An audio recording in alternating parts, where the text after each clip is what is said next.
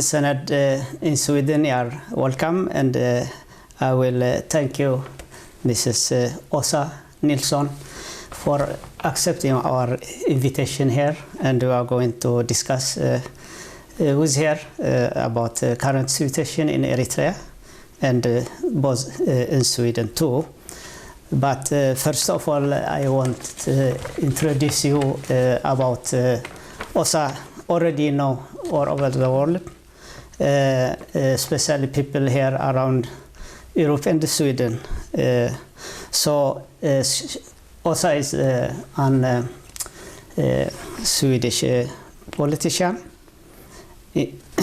international board member, and she is Imagine Lifeline Foundation within her party.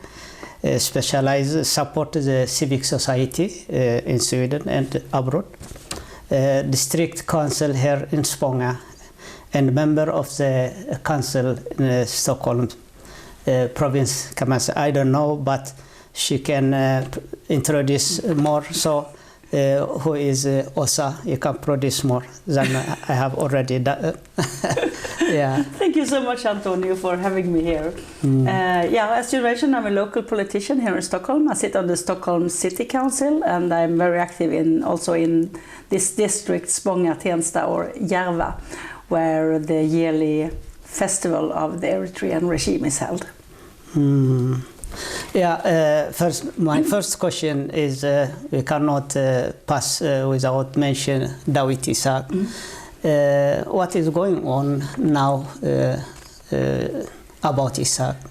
What do you know, more or less? I don't know very much, to be honest. As for the last few years, it's the silent diplomacy going on. I'm not sure if anything is happening, but I surely hope that this government is doing more than before, but I haven't seen the results yet, unfortunately. Because he's the symbol of freedom, speech, and as the most of the people around the world, they want to say something. They want to write something. Justice is basically right, as we will look for Dawit, but he was detained in detention more than 20 years. So, as a Swedish citizen, I hope more that Swedish government can tell us more. What do you know already? Yeah, more needs to be done and more needs to be said, because it's more, as you say, more than 20 years now, and we don't know anything about his condition, and it's horrible especially for his family, of course, but in general, actually, for all Swedish people. Yeah, we are going to discuss about Eritrean in general, especially here in Sweden.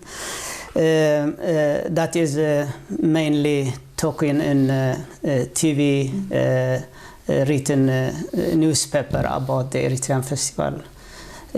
I don't think Swedish and any Eritrean me too against the culture of Eritrean, especially. I'm not against the culture. Even the Swedish, all Sweden citizens have a right to the culture. Festivals and so on, but course. I mean, culture is a wonderful thing, and to have a mix of culture, it's actually what makes Sweden strong. Everybody should have the right to celebrate and to believe in what they want, of course. But what is the Eritrean festivals? As I see it, the Eritrean festival is not really a cultural festival. Of course, it has cultural content as well, which maybe makes some people go there, but it also has strong propaganda for the Eritrean regime. Every year there's people invited from Eritrea. Sometimes it's been ministers. This last time it was governors from different regions. They are let to have seminars and to tell their lies, basically, and not being asked very critical questions. So they have another mission than a culture.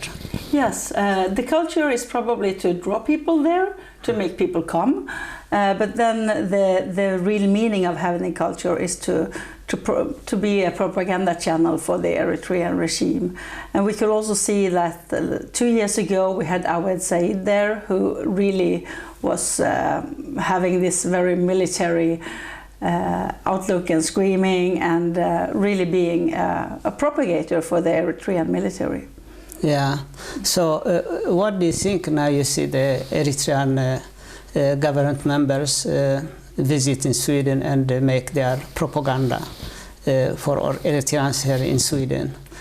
What do you think? I think, I mean, Eritrea is the North Korea of Africa. It is a very hardship dictatorship. We in Europe should be much stronger against them, because they are forcing people to flee. They're committing, basically really being horrible towards their own people. They're forcing kids to war, and people are starving, and it's a pure dictatorship. This is something we could not accept, and the people who hold a Swedish citizen in prison for 20 years, why should they be allowed to come to Sweden? I think we, as well as we do sanctions against Putin, we should do sanctions against the Eritrean regime. So the government members of Eritrea, they should not be able to travel freely in Europe. Yeah. The same question. You are not against Eritrean festival, cultural festival, and phase, and so on. But what happened in the festival, as you mentioned? Do you think the Eritrean government own the festivals?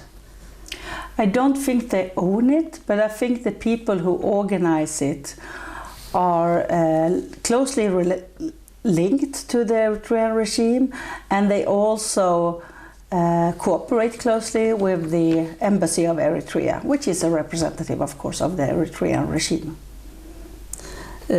So what do you think between the immigrants here in Sweden? What do you think? Last meeting we had in the Swedish parliament, who was talking about the Eritrean immigrants here in Sweden. What do you think? What do you see the difference between the asylum seekers here in Sweden? I think the Eritrean group is very much divided. I see hatred and violence between the two groups, and it's sad. I think everybody would gain from a dialogue.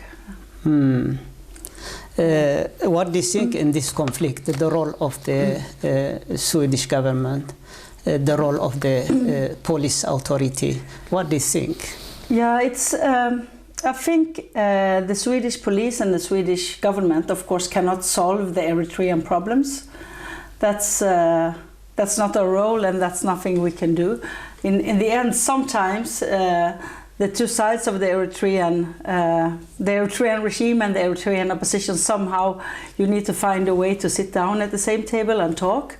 But in the meantime, I see the situation where Eritrean opposition members are being mistreated. They are being forced to pay 2% tax. They are sometimes being hit or threatened to be killed by people who are loyal to the Eritrean regime. And this is really something where Sweden needs to act, because if you live in Sweden, you should be secure. You should be safe here. And if somebody from the Eritrean regime or somebody loyal to the Eritrean regime continuously threatens people who do not support the Eritrean regime, then police needs to take action, and they need to take coordinated action. I have not seen that happen yet, and that's very sad. It's something we need to push for politically, I think, both for the police and for the SÄPO, which is like the, what do you call it? Intelligence. The security police. They also need to take this very seriously, as they do with, for example, the Chinese or the Iranians who do similar things to their people. You understand that Eritrea have been in many years in war with Ethiopian and war, civil war. So we don't like to have another war between Eritrean, and we don't like hurt no one or something like that. But as you mentioned before, the activity inside the festivals, small children with military, what do you think? Can you compare with the strife? We are searching for peace, but in the other side, they try to show us militaristic. That's the soul of the Eritrean regime. It is a very militaristic regime. It's built on the way you organize a military, an army. So that's why they use this language, because it is a violent regime, and it's a regime built on the military. Do you think it is okay? No, it's small not children, okay. Even for adults, and no, I've seen very scary pictures. I think from Eskilstuna, where the children were doing a play for their parents and shooting each other, and the even smaller children were like screaming, and it was horrible. It's not okay to train people, to train children for war, and to teach them that everybody else is the enemy. That's not a way to build a good society. We need to teach our children, and that's for everybody, to be trustful towards people and to build a society together. That is, I mean, the Eritrean people have fought too much enough for fighting each other and fighting against other enemies. So when you see, when you read the history of Eritrea and activity like festivals change to military camp, it is horrible. I cannot understand. So what happened after last meeting with some Eritrean groups in the Swedish? Last spring we had a meeting in the parliament with Antonio was there, and also some other Eritreans who live in Sweden. And we talked to the member of parliament, Joa Forsell, about the situation you have in Sweden. And we continue working on these issues. I'm following now closely a new law that should be proposed by the government on how to finance churches and other religious institutions, and it has not been released yet. But I've been pressuring so that it should be there should be clear democracy criteria in it, and I know also the other liberals in the parliament have worked for this.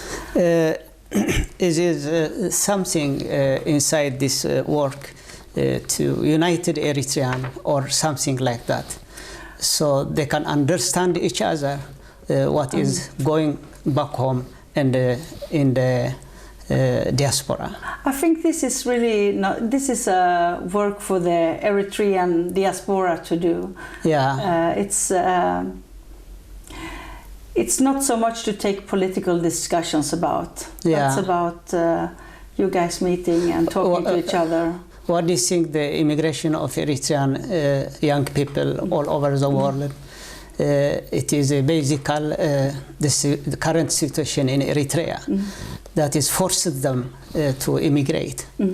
So don't think sometimes it is a duty of the state of Sweden, because still there are many Eritreans. What do you think in this way?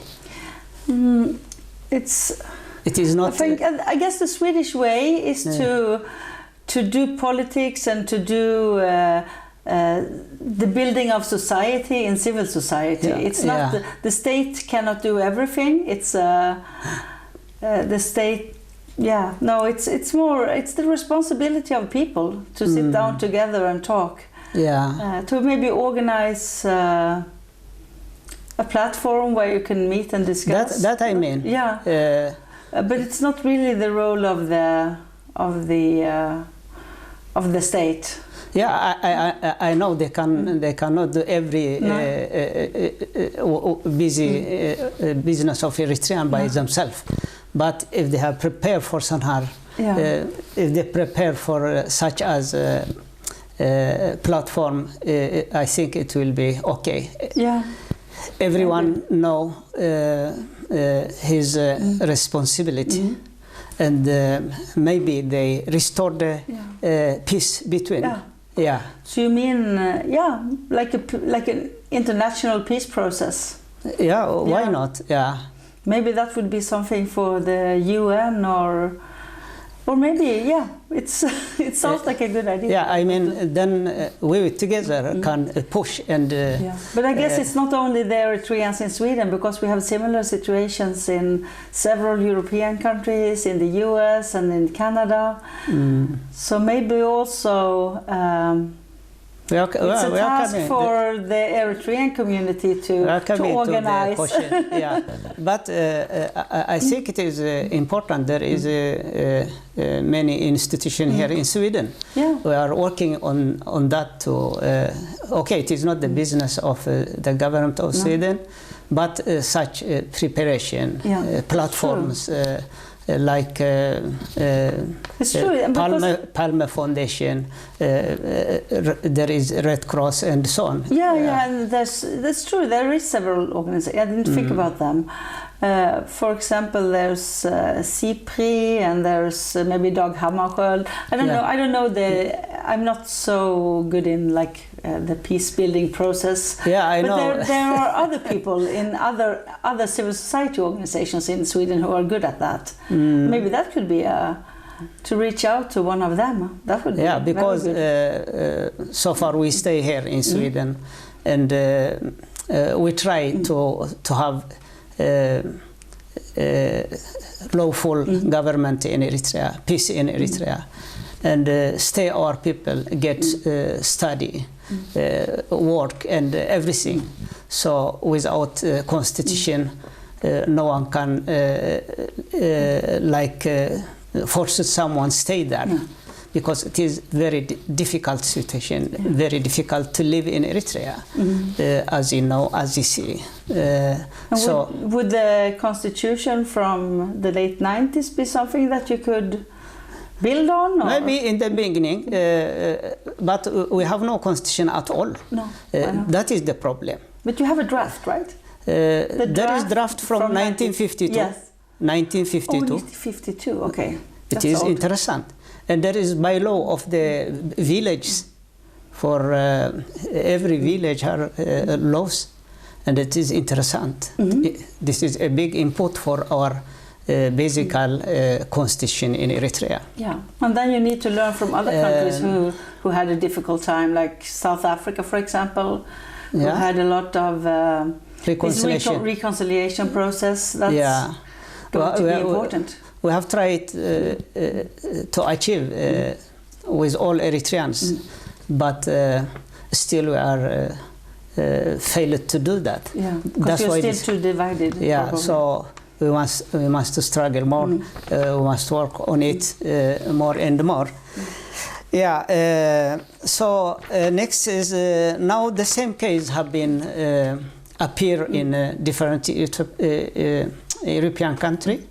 Like Swiss, Germany, Norway, as you mentioned, even in Canada. What has common factor with Sweden? Do you see similarity in this movement? Yeah, I see that it seems to be the National Holidays Coordinating Committee who organize the festivals everywhere. Quite often they have a similar theme, and then we have people who have protested for many years, and now the last few years we have seen a more violent protest, which I'm feeling it's very sad that it's needed.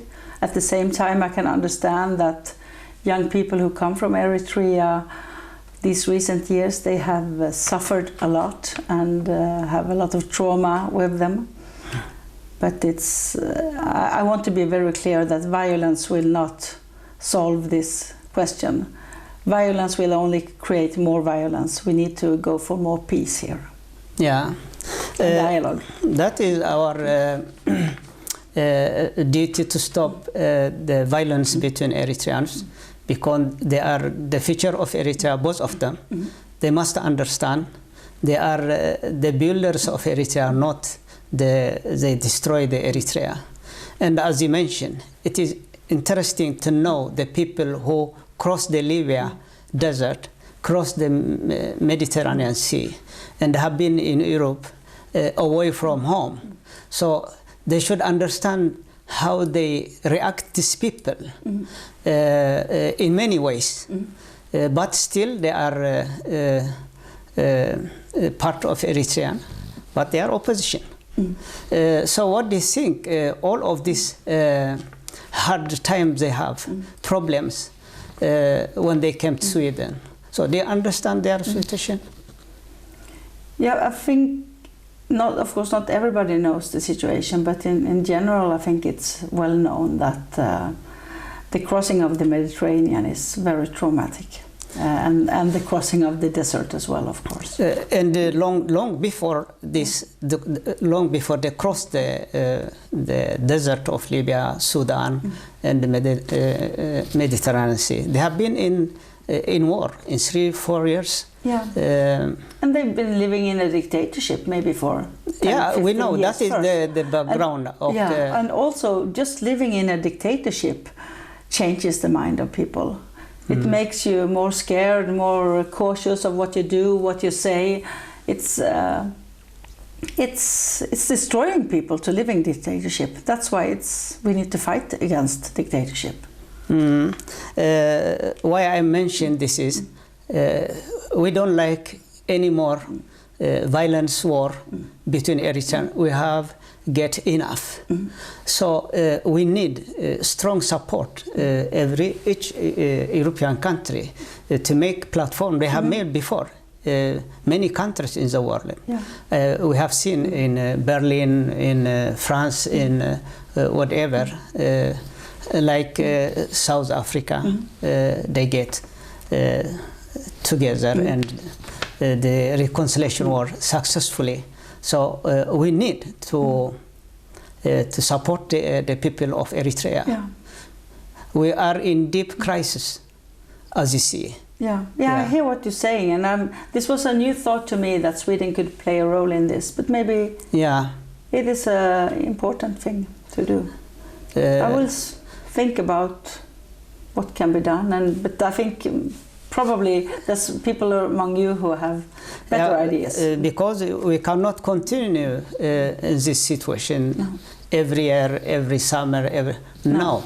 And also, of course, I mean, the festival, it gets a lot of attention, but indeed, the festival is not the most important thing for me.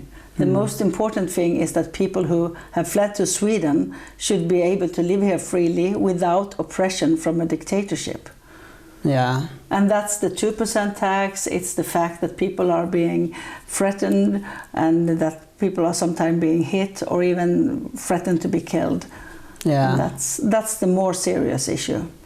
And that money from Sweden goes to the dictatorship. That's also serious. So what happened with this matter you mentioned last news that 2%? And there is people who must go to the Eritrean government for some certificate and so on. So what the immigration think about that? Have you told with them? It's not the issue of the migration department, so it's more about it's a government issue. They should lift it. The Liberals have every year for I think 10 years at least, demanded that this is abolished, but we have not had success yet. We're continuing to fight for that. I mean, if someone demand for asylum in Sweden and he flew from Eritrea, so he send back him or her to the government, is it right? No. Yeah. If you're threatened by the government and harassed in Eritrea, you have the right to be here if you're harassed for political reasons. I mean, someone can do by himself, okay, I understand. it is his decision. It's okay. But the migration authorities send them back to Eritrea government to pick their ID card. Oh, you mean like that? Yeah, no, that's really wrong. And that I think it's on the way of changing, that you don't need to get your ID from there. The latest I heard from the migration minister when we met in May was that this was on the way of being taken away. That's really bad, yeah. Yeah. Last question is, how is going politics in Sweden? It's step by step. We are. I think the most serious problem now is the criminality. We have a very serious situation. We have a lot of bombings and a lot of killings, and that's something we are. The government is working very hard on. But there's also other issues. The schools, of course, we need to improve, and that's always an important question for liberals, because it's in the school where you make sure that every kid has the same chance to succeed in Sweden. Yeah, I have some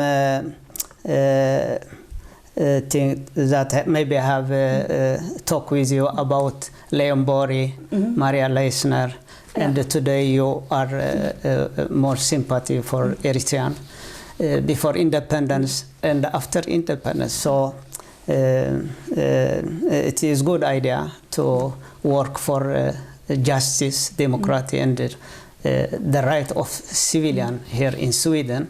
So I think it is valuable work. It is good work, and I appreciate you after your part members like Leonborg and Maria Leissner. They have been demonstrate in the city, Sergeltorget. Not last after the border war between Eritrea and Ethiopia, 1998. Yeah, I think for liberals it's very natural to be internationalists. It's important because liberalism is an international movement, and people are people. We're the same wherever we live, and everybody deserves to have democracy. So that's why we have always worked for democracy all over the world. Yeah, we Eritrean, before the independence, we had a lot of foreigners in the field, even after independence, but slowly they draw away from Eritrea. It is not good to lose your friends who help you in the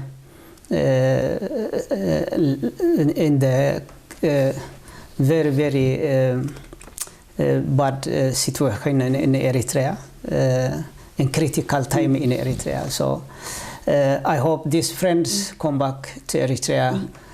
So last, what do you wish the Eritrean in exile and home in Eritrea? Well, I wish the same as for every people, to be able to live happily, to create your own future, and to contribute not only to your family but also to your society, because I think that makes people happy to build a good society together. Yeah, thank you, Åsa, for your interview, and I will thanks again Mrs.Åsa for his tireless working with the civil society for their right, they have right, and maybe next time we come back. So thank you. This is Steve Sened in Stockholm.